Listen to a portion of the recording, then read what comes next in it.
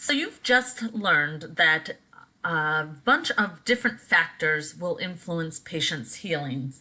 The distance and injuries from the heart, the amount of nutrition that a patient intakes. One of the biggest factors that determines how well someone heals, though, is the type of tissue that is injured. And we are going to take a little discovery journey to talk about each of the different tissue types and how that could be affected by our treatment and how it might affect our outcomes. So we'll take a little journey along the path here. So our first tissue type is ligament, and we know by definition ligament connects two bones together. It's made of a type 1 collagen. Now when ligament heals, we see that it doesn't heal to the same strength as we would expect some of our other structures to heal. And it could heal significantly weaker. So you can kind of see from this picture here, it will for sure heal up to 50% of its strength.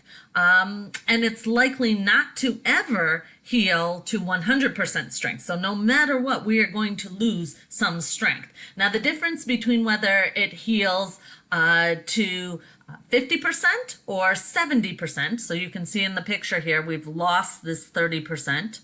Okay, no matter what, we're going to lose this.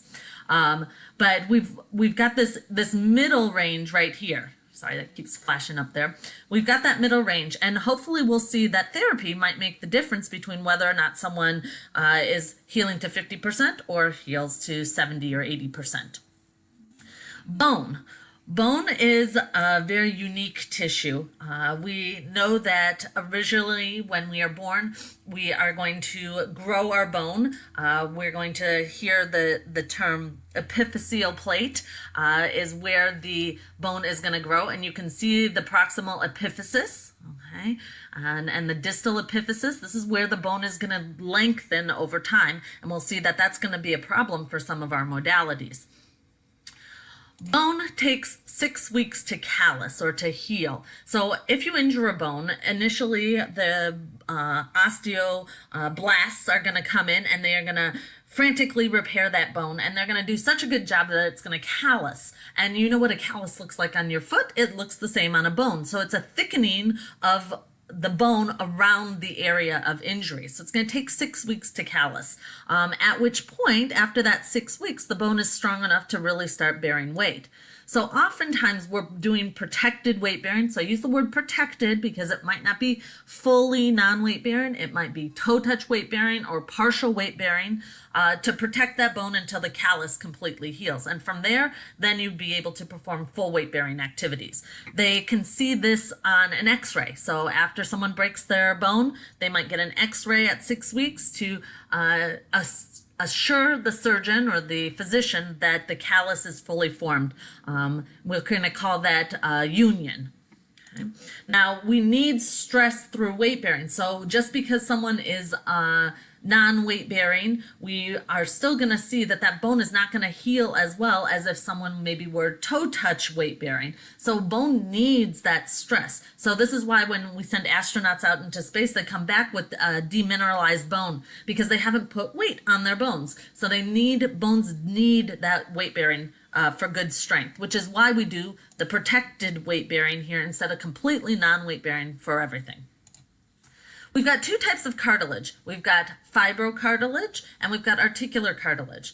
Fibrocartilage, for example, would be a meniscus. Articular cartilage, we know, coats the surface of a bone. So the articular cartilage here at the femur and the fibrocartilage of the menisci. Okay? Cartilage does not heal very well because it doesn't have a good blood supply. In fact, it relies upon the synovial fluid in the joint to nourish it, and therefore it likes cyclical motion or cyclical compression because that moves the synovial fluid around and allows the joint to be lubricated and the articular and fibrocartilage to get nutrients out. Our final structure is muscle. So muscle, we know, is made up of myofibrils and is got sarcomeres way on the inside, but we're looking holistically at muscle and how well it heals. So in response to immobilization, we are going to see that muscle will very, very rapidly have atrophy. And this is going to be a problem for us when it comes to helping a patient heal because that atrophy will be something that we really have to work on with strengthening to regain that strength. And we know that it takes at least 1 month to regain 1 grade of manual muscle strength. So that atrophy is going to be very important. How quickly does muscle heal? The smaller injuries heal faster. So someone who has delayed onset muscle soreness has actually injured their muscle a little bit. So they'll heal much faster than someone with a really big injury. And again, we're going to be building on this. So this is just our base layer. We're going to learn a lot more about each of these structures in ortho, and you'll know and learn in ortho what is the difference between big and small. How do we define it? But more to come on that one. And then finally, our tendon. Our tendon connects our bone to our muscle. So you can see the Achilles muscle, I'm silly today. The Achilles tendon connects our gastrocsoleus muscle to the calcaneus. So by definition, our tendon connects bone to muscle.